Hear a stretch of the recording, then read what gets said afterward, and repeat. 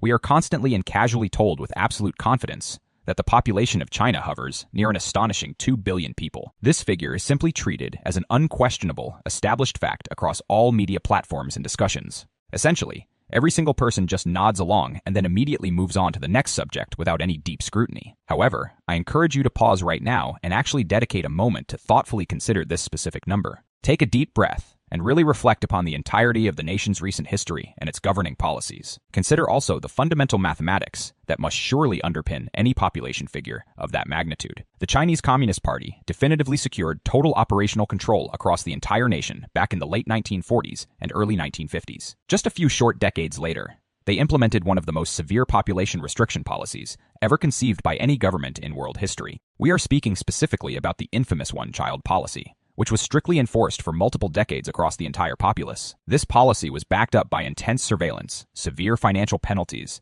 and often the deeply coercive measures of forced abortions. So, here is the crucial question that very few people ever seem willing to ask out loud about this situation. How on earth does a massive population manage to explode exponentially under such intensely restrictive birth control conditions? How does a post-war nation suddenly jump to nearly 2 billion people while actively suppressing births for over 50 straight years? Does that entire narrative logically make any sense when you actually stop and analyze the historical timeline? Or have we simply become conditioned to accept the figure because it has been repeated so many countless times across the years? Now we arrive at the part of the discussion that starts to become significantly more uncomfortable for many observers. A national figure from China recently stepped forward publicly to assert that the actual population count itself might very well be an elaborate fabrication. According to her startling testimony, the true figure is nowhere near the commonly cited figure of 2 billion people, not even remotely close. She strongly alleges that the verifiable real number is perhaps much closer to a considerably smaller 500 million residents. Please take a moment to just let that astonishingly large discrepancy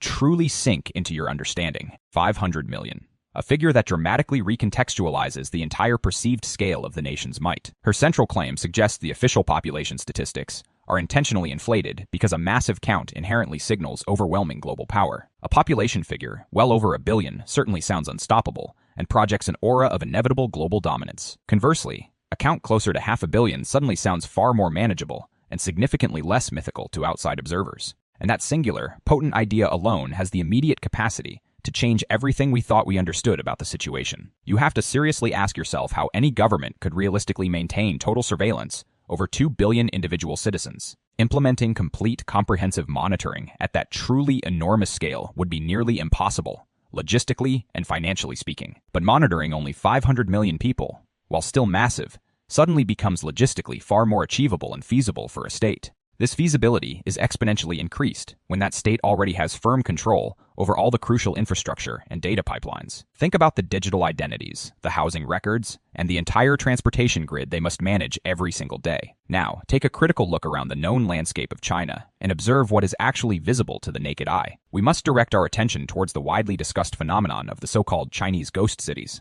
These are entire metropolitan centers filled with pristine skyscrapers, brand new highways, and massive shopping malls that are surprisingly empty. We are constantly told that these developments were simply unfortunate economic planning mistakes or momentary overbuilding miscalculations. But what if the far more accurate explanation is that those massive cities were designed for a population narrative that never actually materialized? If China genuinely possessed nearly 2 billion people, housing shortages across all regions would logically be nothing short of a universal, immediate catastrophe. Instead, we observe vast, silent, completely unused concrete developments that simply do not align with the expected official story. Now, let's put those numbers into a different comparative perspective for a moment to ground the scale. The United States currently contains roughly 330 to 350 million residents in total. If China truly holds around 500 million, that is not an impossibly vast or astronomically larger figure than the US population, especially when that population is distributed across the huge territorial expanse that China encompasses on the globe. Suddenly,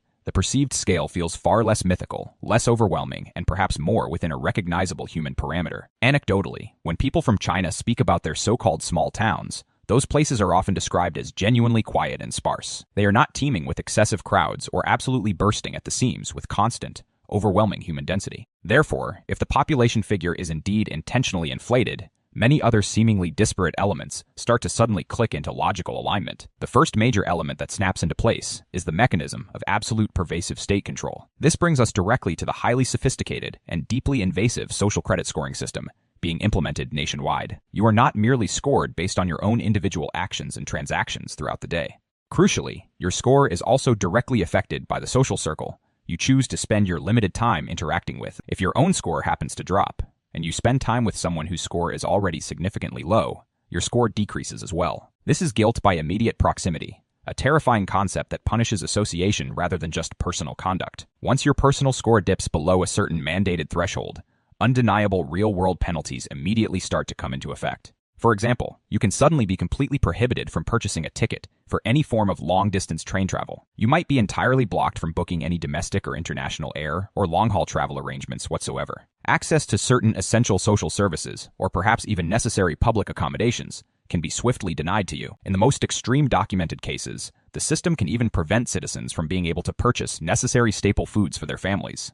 Your name and associated social credit status will reportedly appear prominently displayed on various public-facing digital announcement boards. These screens explicitly detail who is currently banned, who faces severe restrictions, and who the state deems fundamentally untrustworthy. This naturally leads to the follow-up, chillingly practical question for anyone living under that specific structure. What is the ultimate, tangible consequence if you are suddenly completely unable to move freely or travel anywhere? What happens when you cannot secure any gainful employment because of your poor standing within the system? And critically, what recourse do you have left when the ability to purchase even basic sustenance has been entirely taken away from you? The stark, unvarnished answer in those scenarios is terrifyingly simple. You literally starve until you comply. Then, a different, perhaps even more disturbing question immediately surfaces in the minds of the constrained populace. How does an individual person realistically manage to improve their official social credit score once it has plummeted so low? The official, chillingly vague answer to that procedural dilemma is that you must simply comply with every state directive. You must diligently behave according to the state's exact prescribed standards of acceptable public and private conduct. This involves enthusiastically supporting the current ruling government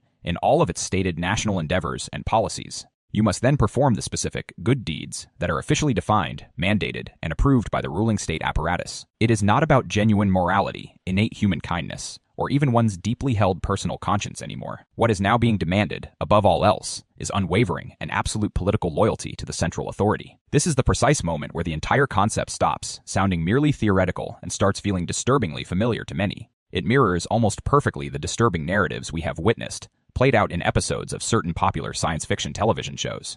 There was a specific episode where a character desperately performed exaggerated politeness just to boost her rating enough to simply exist in society. That particular fictional piece of media was originally released and broadcast many years ago now. Now, people watch recent video clips emerging from China and immediately comment, "Wait, this looks exactly the same as that show." Low score means no train access, which immediately restricts your ability to maintain any form of employment. No job, then, directly translates into an inability to even acquire the most basic necessary foodstuffs for survival. When you connect those lethal dots, the outcome is alarmingly clear. That is the absolute end of an individual's viable options. While we cannot verify every single circulating video clip as completely authentic, the underlying systemic reality remains undeniably true. And this entire sophisticated system can only function with such chilling efficiency if the actual population is significantly smaller than officially claimed. When you finally step back and synthesize the population data, the policy restrictions, the empty cities, and the scoring infrastructure together, a different structure emerges. What appears is not generalized national chaos or simple government incompetence in administration. What you are actually observing upon closer inspection is meticulous, intentional, top-down structural design. This is a system deliberately constructed to project an image of immense,